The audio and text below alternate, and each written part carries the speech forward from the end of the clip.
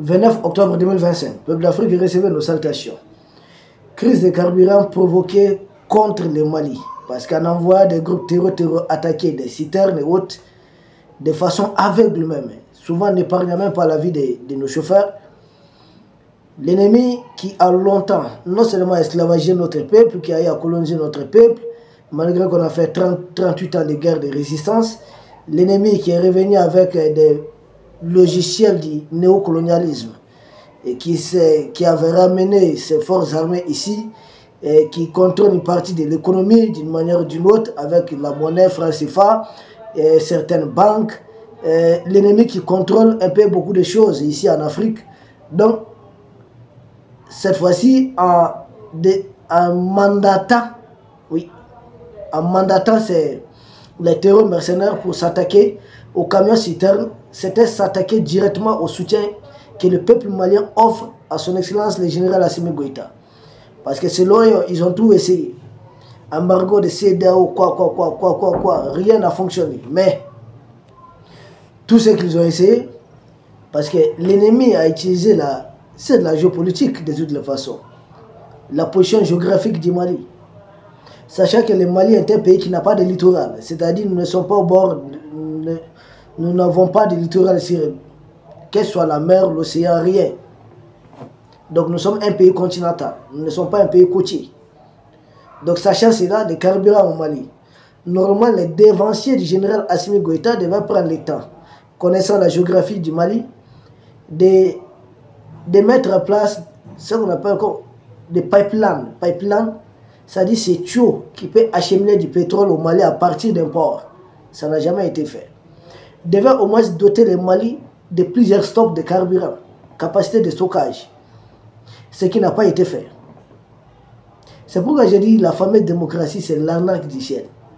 C'est-à-dire tout ce qui arrange les Africains pour être réellement souverains, vous n'allez jamais les voir peut-être prêter à un pays africain pour s'acheter des vraies armes pour se défendre. Mais ils vont vous prêter de l'argent pour vous dire allez arroser un arbre ou bien je ne sais pas faire quoi. Ou aller dessiner quoi sur le sol, je ne sais pas, quelque part dans le désert. Mais jamais quelque chose qui puisse être bénéfique à votre peuple. Mais pourtant, ils vous tiennent avec cette dette. Peuple d'Afrique, l'ennemi a essayé de nous faire mal. Parce que l'ennemi savait pertinemment bien que nous n'avons pas de débouchés. Sur la mer, nous n'avons pas de littoral. Donc, nos carburants. Le carburant du Mali est acheminé uniquement à partir des camions citernes. Pas autre moyen. Seulement à partir des camions citernes.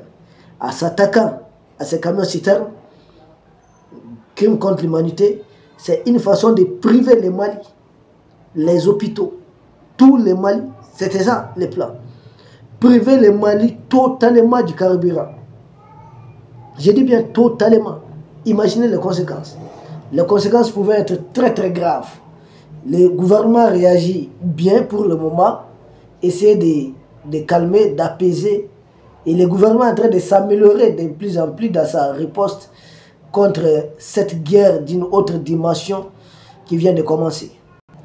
Ah oui, qui vient de commencer. D'ailleurs, laquelle guerre on fait croire que c'est le GNIM qui est derrière les attaques. Certes, le 3 septembre, le GNIM a fait une déclaration d'attaquer ces choses, mais le GNIM opère à la base de quel renseignement? Qui donne des données satellitaires au GNIM, des positions, les mouvements? Qui arme les GNIM? Qui fait la communication du GNIM? C'est la junte française, la junte algérienne. Et Alger sait que l'État islamique est en train de se rapprocher de ses frontières. Nous ne disons rien.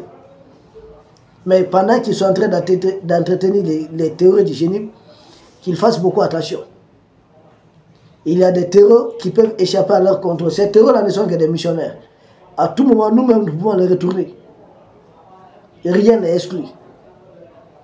Bon, les terreurs du GNIM ont revendiqué, mais beaucoup de nos sources, je dis bien beaucoup de nos sources, nous disent que le vrai instigateur de cette histoire, c'est juste l'État français.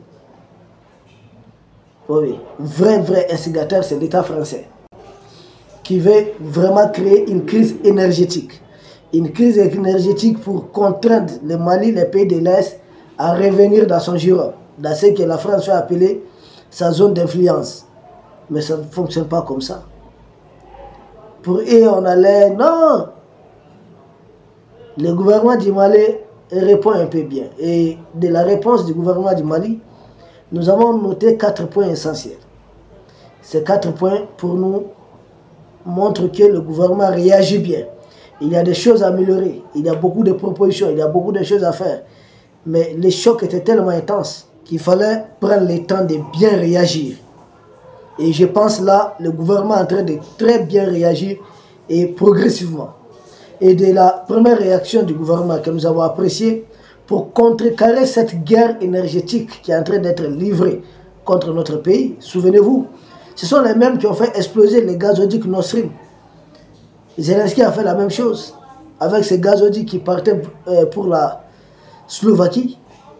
Donc ils ne sont pas à leur première expérience. Contrer, livrer la guerre énergétique à des pays, c'est leur spécialité. Mais nous autres pays de l'AES, les gazoducs transsahariens qui doivent quitter le Nigeria, passer par le Niger pour atteindre l'Algérie, ça aussi, ça traverse les territoires de l'AES. Donc je ne pense pas que ces gens ont intérêt de continuer. Si on légalement, nous pouvons demander tout simplement à ce que les pays de l'Est se retirent de ces projets de gazoducs. J'ai tout le temps demandé et je réitère ma demande.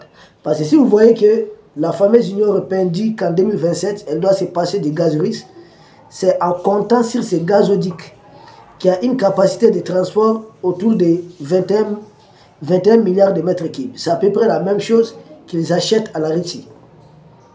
Parce que là, on dit que c'est 18 milliards de mètres cubes qui vendus à l'Europe. Les autres peut-être restent en Algérie. Non, mais Algérie a déjà du gaz. Ils vont remplacer purement et simplement le gaz russe par ces gazoducs, sa capacité. Mais nous allons... Et ça aussi, ça devait être opérationnel à partir de 2027. Et en 2027, ils envisagent de quitter le gaz russe. Donc, ils veulent utiliser les gaz africains qui traversent les territoires des pays de l'Est, d'où ils essaient d'accélérer la cadence, venir à bout des pays de l'Est. Et ils ont décidé de procéder cas par cas, commencer d'abord par le Mali.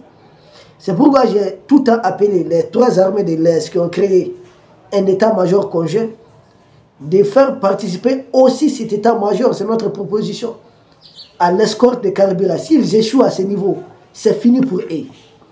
Parce que de cette crise des carburants, c'est l'occasion de finir avec eux. Parce que les terroristes sont obligés maintenant de quitter leur coin reculé et être un peu à 20, 30 km, 5 km des routes nationales. Donc plus on est nombreux à faire des patrouilles, plus on va les écraser de plus en plus. Je vous assure qu'il y a 5 jours de cela, l'armée malienne est en train de les écraser. La simple preuve, c'est ce qui vient de se passer hier dans la forêt de Baoulé, non loin de Kati. Dans la forêt de Baoulé, entre Sorebou et Negela, 25 km. Ils ont essayé d'étendre l'embuscade à des camions-citernes qui arrivaient. Ah mais je vous assure, ah non, il ne fallait pas. Ce qu'ils ont oublié, c'était des forces spéciales du Mali qui escortaient les camions-citernes. Ils les ont matés, aucun camion n'a été incendié. Je dis bien aucun. Les forces spéciales les ont tenus à distance. Ils les ont liquidés, tapés bien. Les camions-citernes n'ont pas été incendiés. Ils n'ont pas pu approcher les camions-citernes. Tiens, bravo. Je ne sais pas qui était le capitaine qui était à la manœuvre avec ces hommes, mais il faut les saluer. Non, bravo. Ils ont fait un boulot exceptionnel, un travail remarquable. Donc je disais que le gouvernement a réagi par 4 choses. D'abord, ce comité interministériel créé à l'occasion. Et il y a aussi le second point, c'est le renforcement. Le renforcement de sécurité, de contrôle au niveau de beaucoup de nos frontières. En témoin, d'ailleurs, vous avez vu comment nous sommes en train de fermer, même si c'est encore partiellement, notre frontière avec la junte mauritanienne. Ça, c'est un point très important. Le troisième point qui retient aussi notre attention, c'est que les camions-citernes arrivent progressivement. Malgré tout ce qu'ils ont voulu faire, les camions-citernes sont en train d'arriver progressivement. Et pour l'occasion, à des endroits clés, au niveau de Kadiana et au niveau des Zégois, entre Kadiana, Kolondiaba, Zégois, Sigasso, les forces armées du Mali ont eu à détruire beaucoup de ces terreaux au service de la coalition franco-algérienne. Là aussi, nous disons bravo à notre armée. Et d'ailleurs, pour l'occasion, il y a un général, Famouké Kamara, qui a été nommé spécialement pour diriger cette opération, dégager la voie, libérer la voie, pour que nos camions puissent circuler tranquillement. Nous disons bravo à M. Famouké Kamara, qui est un général de l'armée malienne, qui est en train de superviser toutes ces opérations aussi, aux côtés, parce qu'il a été mandaté par l'état-major général des armées. Donc bravo. C'est une équipe, c'est l'armée malienne, les forces armées du Mali dans leur ensemble, qui se battent pour préserver notre dignité, notre honneur et asseoir notre souveraineté. Et le quatrième point de cette réponse du gouvernement, parce qu'on a dit le premier point, c'est un comité interministériel qui a été créé pour gérer cette situation de crise. Deuxièmement, nous avons parlé du renforcement de la sécurité à nos frontières. Troisièmement, nous avons parlé de l'arrivée progressive des camions-citernes. Je dis bien progressive, des camions-citernes. Et il y a un général qui a été nommé spécialement pour l'occasion. Et quatrième élément, c'est que le 24 octobre 2025, son Excellence le président Assimi Goïta a reçu en audience une délégation de haut niveau de la Russie, de la Fédération de Russie. C'est ce qu'on appelle partenaire sincère. Au moment difficile, il faut être là. Et cette délégation est venue proposer 160 000 à 200 000 tonnes de carburant tous les mois pour le Mali. Et sans doute participer à l'approvisionnement, c'est-à-dire à l'escorte, d'une manière ou d'une autre. C'est là que les terreaux, beaucoup vont encore mordre la poussière. Je vous assure, par jour, il y a tellement de terreaux qui tombent. Hier, dans la forêt de Baoulé, ils ont essayé d'approcher les camions-citernes en vain. Ils ont été neutralisés. Ceux qui ont fui, après nos forces spéciales les ont pris à chasse. Je ne vous dirai pas qu'est-ce qui s'est passé après. Non, non. Ça ne comptez pas sur moi parce que je sais que vous comprenez déjà.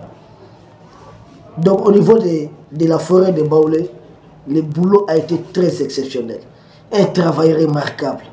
Chers frères et sœurs, on savait qu'ils devaient nous attendre là-bas. Et nous aussi, nous avons préparé les fêtes qu'ils vont nous attendre. Comprenez ce que ça donne comme résultat. Peuple d'Afrique, les solutions envisagées au niveau interne et au niveau externe, c'est-à-dire les mesures prises par le gouvernement du Mali, sur le plan interne avec ce comité qui a été créé, et des mesures aussi prises par le même gouvernement, mais cette fois-ci avec des partenaires, notamment la Russie, montre que le gouvernement est en train de bien réagir à la crise. Vous savez, telle crise, ça aurait été n'importe quel pays africain, je n'ai pas dit un pays qui est dirigé par un patriote, mais si c'est un laquin, ça va vous amener facilement. Au Madagascar, le président est parti à cause d'une crise d'électricité, électricité, coupure d'eau. C'est ça, délestage, électricité et puis coupure d'eau. Il est parti. Ici, le peuple est tellement bien informé maintenant qu'il y a la résilience. Et là encore, ça énerve aussi les endocolons. Ceux qui travaillent pour les néocolonialistes. Ils sont fâchés. Parce que leur plan, c'était quoi? Dès qu'il y aurait pénurie de carburant, le peuple va se soulever. Oh, la faute au président Assimi.